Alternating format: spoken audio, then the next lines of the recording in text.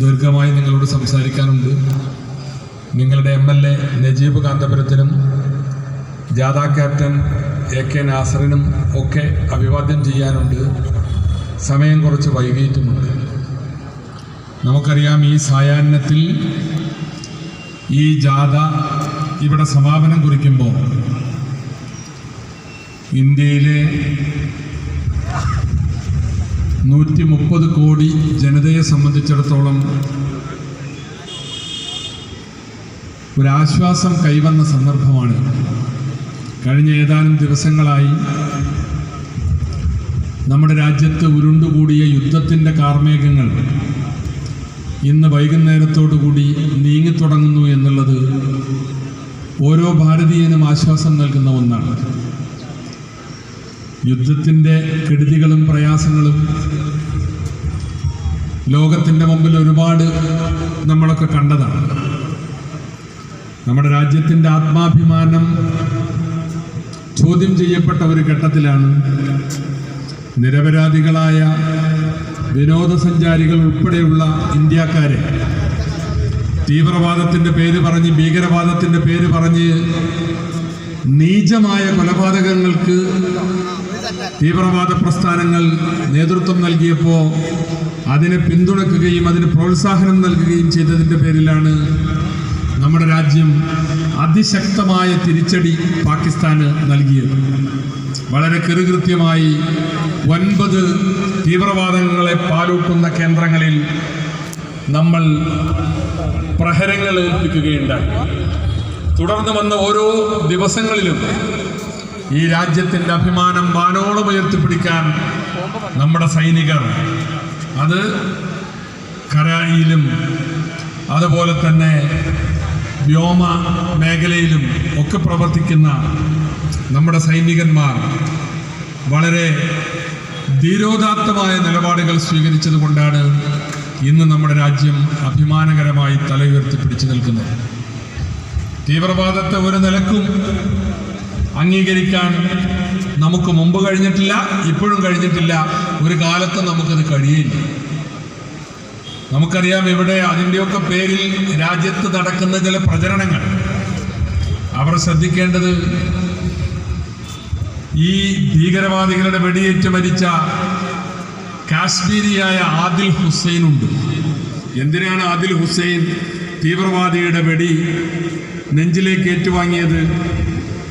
യാത്രക്കാരായ തൻ്റെ സഹോദരങ്ങളെ, താൻ കുതിരപ്പുറത്ത് കൊണ്ടുവന്ന തൻ്റെ സഹോദരങ്ങളെ തീവ്രവാദികൾ വെടിവെക്കാൻ ശ്രമിച്ചപ്പോൾ അതിനെ തടസ്സപ്പെടുത്തുകയും അതിനെതിരെ തന്നാൽ കഴിയുന്ന വിധം അവർക്കെതിരെ പ്രത്യാക്രമണം നടത്തുകയും ചെയ്തതിൻ്റെ പേരിലാണ് കാശ്മീരിയായ ആദിൽ ഹുസൈൻ കൊല്ലപ്പെട്ടത്.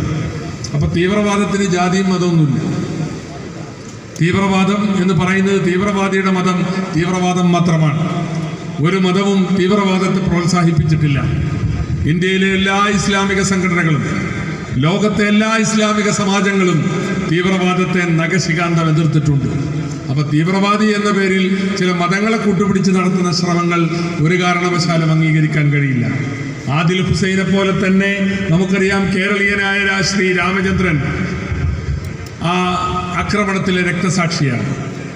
എറണാകുളത്തുള്ള രാമചന്ദ്രൻ്റെ മകൾ ആതിര, അതുമായി ബന്ധപ്പെട്ട് ഇവിടെ വർഗീയ വിഭജനം ഉണ്ടാക്കാൻ ശ്രമിച്ചവർക്ക് തക്കതായ മറുപടിയാണ് നൽകിയത്. ആതിര പറഞ്ഞു, എൻ്റെ ജീവിതത്തിലെ ഏറ്റവും വിഷമകരമായ സാഹചര്യത്തിലൂടെയാണ് ഞാൻ കടന്നു വന്നത്. എന്താ കാരണം? എൻ്റെ കൺമുമ്പിൽ വെച്ച് എൻ്റെ അച്ഛൻ ക്രൂരമായി കൊല്ലപ്പെടുന്നത് നോക്കി നിൽക്കേണ്ടി വന്ന ഹതഭാഗ്യയാണ് ഞാൻ. പക്ഷേ എനിക്കൊരു സന്തോഷമുണ്ട്, ആ ഘട്ടത്തിൽ എൻ്റെ കൂടെ നിന്ന 2 സഹോദരന്മാർ എനിക്കുണ്ട്. അത് സമീറും മുസാഫിറുമാണ്. അവിടെ ഒരു ജാതിയും മതവുമില്ല. ആതിര പറയുന്നത്, ആ രാവ് മുഴുവനും മോർച്ചറിക്ക് മുമ്പിൽ ആശുപത്രിയിൽ എന്നെ ഒരു സഹോദരിയെപ്പോലെ നോക്കി പരിപാലിച്ചത് എനിക്ക് പുതുതായി കാശ്മീരിൽ നിന്ന് ലഭിച്ച സമീറും മുസാഫിറുമാണ്, അവരെൻ്റെ സഹോദരങ്ങളാണ് എന്ന് പറഞ്ഞത് നമ്മുടെ മുമ്പിലുണ്ട്. അപ്പോൾ ഇത്തരത്തിലുള്ള അപലപനീയമായ തീവ്രവാദത്തെ, പൈശാചികമായ ആക്രമണങ്ങളെ ഇന്ത്യ ഒന്നാകെ എതിർക്കുകയും നമ്മൾ അതിനെതിരെ നമ്മുടെ സൈനികർ അതിശക്തമായ തിരിച്ചടി നൽകുകയും നമ്മൾ മുന്നേറുകയും ചെയ്തു. ഇന്ന് യുദ്ധമില്ലാത്തൊരവസ്ഥയിലേക്ക് രാജ്യം വന്നു എന്നുള്ളത് ആശ്വാസകരമാണ്. എന്തൊക്കെ പറഞ്ഞാലും യുദ്ധത്തിൻ്റെ ഭാഗമായ ഒരു രാജ്യം നേരിടേണ്ടി വരുന്ന കെടുതികളും പ്രയാസങ്ങളും ഒക്കെയുണ്ട്. അതില്ലാതെ പോയി അന്താരാഷ്ട്ര സമൂഹത്തിൻ്റെ അഭ്യർത്ഥന മാനിച്ചുകൊണ്ട് യുദ്ധത്തിലേർപ്പെട്ട രണ്ട് രാജ്യങ്ങളും അതിൽ നിന്ന് പിൻവാങ്ങി എന്നുള്ളത് നമുക്കേറെ ശുഭകരമാണ്. ആ സന്തോഷം ഈ സന്ദർഭത്തിൽ ഈ ജാഥയുടെ സമ്മേളനത്തിൽ നമുക്ക് പങ്കുവെക്കാം. ഞാനിവിടെ നമുക്കറിയാം, ഈ സമ്മേളനവുമായി ബന്ധപ്പെട്ട് നടക്കുന്ന പദയാത്ര അഭിമാനകരമായ അസ്തിത്വത്തിന് വേണ്ടിയുള്ളതാണ്. ഇന്ത്യയിൽ ലീഗ് പ്രസ്ഥാനം ആ പ്രവർത്തനം എന്നും 1952 പ്രഥമ പാർലമെന്റ് തൊട്ട് 1948 മാർച്ച് മാസം 10-ാം തീയതി മുസ്ലിം ലീഗ് പാർട്ടി രാജ്യത്ത് പ്രവർത്തനം ആരംഭിച്ച അന്ന് തൊട്ട് രാജ്യത്തെ ന്യൂനപക്ഷങ്ങളുടെ, പിന്നോക്ക ജനവിഭാഗങ്ങളുടെ അവകാശങ്ങളുടെ സംരക്ഷണത്തിന് വേണ്ടി നമ്മൾ പോരാടി. ഏറ്റവും അവസാനം ഈ കഴിഞ്ഞ 1.5 പതിറ്റാണ്ട് ഓളമായി നരേന്ദ്രമോദിയും സംഘപരിവാറൊക്കെ ഈ രാജ്യത്ത് ചെയ്യുന്ന നടപടികൾ നമുക്കറിയാം. ഒരു ജനവിഭാഗത്തെ മോശക്കാരാക്കാൻ, ഒരു ജനവിഭാഗത്തെ രണ്ടാം തരം പൗരന്മാരാക്കാൻ RSSന്റെ അജണ്ടകൾ നടപ്പാക്കിക്കൊണ്ടിരിക്കുകയാണ്. അവിടെ സധൈര്യം പോരാട്ടങ്ങളുമായി നമ്മൾ മുന്നോട്ട് പോവുകയാണ്. കഴിഞ്ഞ ഏതാനും വർഷങ്ങൾക്ക് മുമ്പാണ് പൗരത്വ നിഷേധത്തിന് വേണ്ടി കേന്ദ്ര ഗവൺമെൻറ്റും മോഡിയും ശ്രമിച്ചത്. നമ്മളതിനെ നിയമ പോരാട്ടത്തിലേക്ക് നയിച്ചു. ഇന്നത് നിയമ പോരാട്ടത്തിൻ്റെ വഴിയിലാണ്. അതേപോലെ തന്നെ നമുക്കറിയാം, ഈ അടുത്ത് രാജ്യത്തെ കോടാനുകോടി വരുന്ന ന്യൂനപക്ഷങ്ങളുടെ, മുസ്ലിം സമൂഹത്തിൻ്റെ വഖഫ് സ്വത്തുകൾ അന്യാധീനപ്പെടുത്താൻ, അത് അസ്ഥിരപ്പെടുത്താൻ, അതിനാണ് വഖഫ് ഭേദഗതി നിയമം കൊണ്ടുവന്നത്. ഇന്ത്യ രാജ്യത്തെ മതേതര പ്രസ്ഥാനങ്ങളെ മുഴുവനും രാജ്യത്തെ ന്യൂനപക്ഷങ്ങളുടെ ആശങ്കക്കൊപ്പം, അവരുടെ ആക്ഷേപങ്ങൾക്കൊപ്പം നിർത്താൻ നമുക്ക് സാധിച്ചു. ഇന്ത്യൻ പാർലമെന്റിൽ കഴിഞ്ഞ കുറച്ച് വർഷങ്ങളായി നമ്മൾ പരിശോധിച്ചാൽ ദോശ ചുട്ടെടുക്കുന്ന ലാഘവത്തോടുകൂടി വലിയ വലിയ നിയമങ്ങൾ, രാജ്യത്തിൻ്റെ ജനാധിപത്യത്തെയും മതേതരത്വത്തെയും ബാധിക്കുന്ന നിയമങ്ങൾ മോദി ചുട്ടെടുത്തിരുന്നുവെങ്കിൽ വഖഫ് നിയമത്തിൽ അത് സംഭവിച്ചില്ല. ഈ കഴിഞ്ഞ തെരഞ്ഞെടുപ്പ് കഴിഞ്ഞിട്ടാണ് വഖഫ് നിയമവുമായി മോദി വന്നത്. പക്ഷേ ആദ്യം തന്നെ നമ്മുടെ എതിർപ്പിനെ തുടർന്ന് അത് JPCക്ക് വിടേണ്ടി വന്നു. ചില ഭേദഗതികൾ അവിടെ തന്നെ ഇല്ലാതെ പോയി. JPC കഴിഞ്ഞ് പിന്നീട് അത് പാർലമെന്റിൽ വന്നപ്പോഴും രാജ്യത്തെ മതേതര പ്രസ്ഥാനങ്ങളാണ് നമുക്ക് വേണ്ടി വാദിച്ചത്. 56 വോട്ടിന്റെ വ്യത്യാസത്തിനാണ് പാതിരാവിൽ ഇന്ത്യൻ പാർലമെന്റിൽ മോഡിക്ക് വഖഫ് നിയമ ഭേദഗതി പാസാക്കിയെടുക്കാൻ സാധിച്ചത്. പഴയ ഭൂരിപക്ഷമില്ല, കേവലം 56 അംഗങ്ങളുടെ ഭൂരിപക്ഷം.